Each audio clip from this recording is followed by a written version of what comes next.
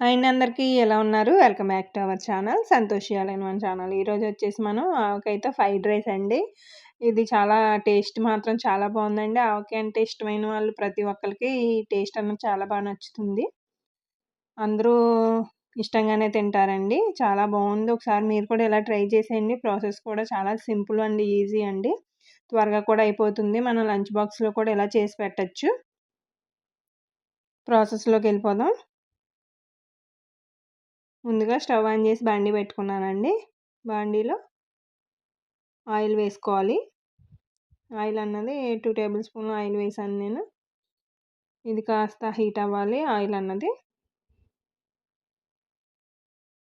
కొంచెం హీట్ అయిన తర్వాత ఇందులో పల్లీలు వేస్తున్నానండి. 2 టేబుల్ స్పూన్ పల్లీలు ఉంటాయి. పల్లీలు బాగా ఫ్రై అవ్వాలి. మీకు క్రిస్పీగా ఫ్రై అవ్వాలి పల్లీలు అన్నది. ఇందులోనే కావాలంటే జీడిపప్పు కూడా వేసుకోవచ్చండి. ఇందులోనే పోపు దినుసులు వేస్తున్నాను. శనగపప్పు, మినపప్పు, ఆవాలు, జీలకర్ర వేసుకుని అవి కూడా ఒకసారి ఫ్రై అయిన తర్వాత కొద్దిగా కరివేపాకు అది కూడా కాస్త ఫ్రై అవ్వాలి. చూసారా వేగాయి కదా! ఇప్పుడు ఇందులో ఒక 3 పచ్చిమిర్చి తీసుకున్నానండి నేను. అవి ముక్కలు కట్ చేసుకొని వేసేసుకోవాలి. ఇందులోనే ఒక ఆనియన్ చిన్నగా చాప్ చేసుకున్నానండి. ఇలాగా చిన్నగా కట్ చేసుకున్నటువంటి ఉల్లిపాయ ముక్కలు వేసేసుకొని ఒకసారి బాగా కలిపేసుకుందాం. ఈ ఆనియన్ అన్నది కూడా బాగా ఫ్రై అవ్వాలండి. కొంచెం కలర్ చేంజ్ అవుతుంది. అప్పటిదాకా ఫ్రై చేసేసుకుందాం. చూసారా ఈ విధంగా ఫ్రై అయిన తర్వాత ఇందులోనే ఒక పెద్ద టమాటా ఒకటి తీసుకున్నానండి. బాగా ముగ్గిన టమాటా. అవి కూడా చిన్నగా కట్ చేసేసుకున్నాను ముక్కలన్నవి.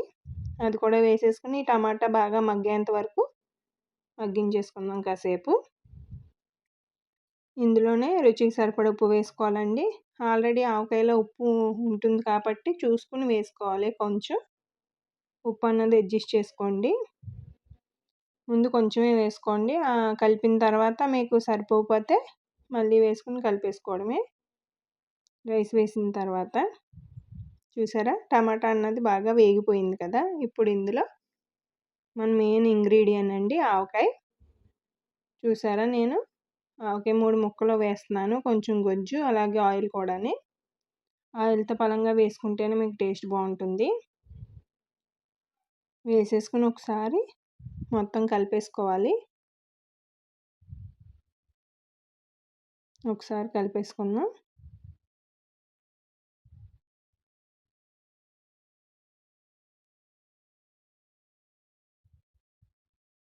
ఇది మొత్తం కలిస్తే సరిపోతుందండి. ఎక్కువసేపు ఉంచనవసరం లేదన్నమాట. ఇప్పుడు ఇందులో మనం ఉడికించినటువంటి రైస్ వేసుకోవాలి. సరిపడా రైసు.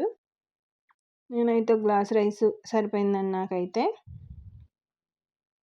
వేసేసుకుని ఒకసారి రైస్‌కి అవన్నీ ఫ్లేవర్స్ పట్టేంత వరకు కలిపేసుకుందాం.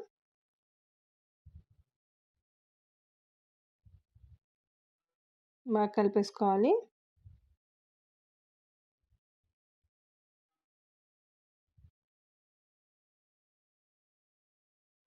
చూసారా మొత్తం కలిసిపోయింది. అంతేనండి. ఇంకా స్టవ్ ఆఫ్ చేసేసుకోవాలి. మీరు ఉప్పు సరిపోకపోతే ఈ స్టేజ్‌లో వేసేసుకోండి ఉప్పు అన్నది. నాకైతే సరిపోయిందండి. నేను ఇంక వేయటం లేదు. చూసారా ఫ్రైడ్ రైస్ అన్నది రెడీ అయిపోయింది.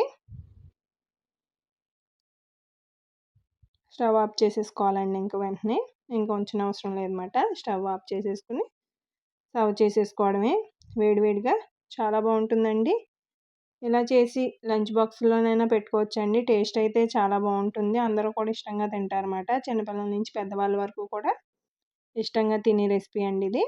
అలాగే ఈ వీడియో నచ్చితే మాత్రం లైక్ చేయడం మర్చిపోకండి. అలాగే మీ ఫ్రెండ్స్‌కి, ఫ్యామిలీ మెంబర్స్‌కి షేర్ చేయండి. ఇలాంటి మంచి మంచి రెసిపీస్ కోసం మన ఛానల్‌ని సబ్స్క్రైబ్ చేసేసుకోండి.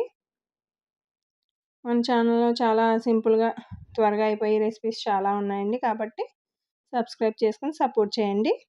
Thank you for watching.